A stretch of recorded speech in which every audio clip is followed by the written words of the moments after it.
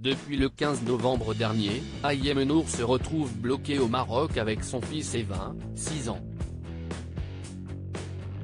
Après avoir été accusée par son ex Vincent Miclet d'avoir enlevé leur enfant malgré une garde partagée au départ convenue, elle s'était rapprochée des autorités locales pour régler cette affaire. Si on lui a rapidement accordé de rester avec Evin, elle ne peut toujours pas rentrer en France avec lui.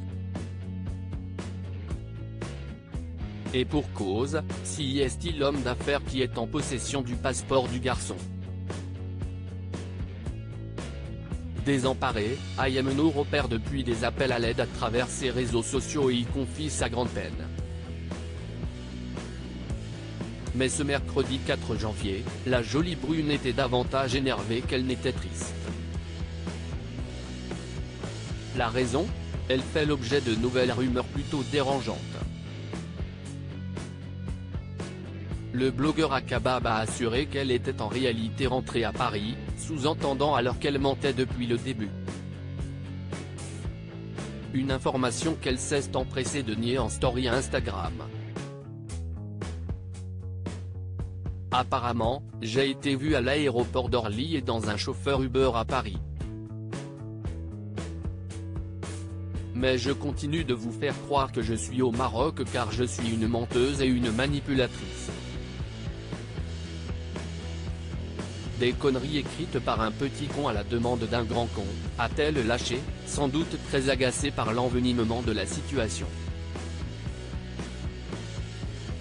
Histoire de prouver qu'elle est bel et bien toujours éloignée de chez elle, Ayem a ensuite partagé une photo d'elle allongée sur un transat au bord d'une piscine. Rien à voir donc avec la grisaille actuelle de la capitale. En tout cas, il fait beau à Paris, a-t-elle d'ailleurs ironisé en commentaire.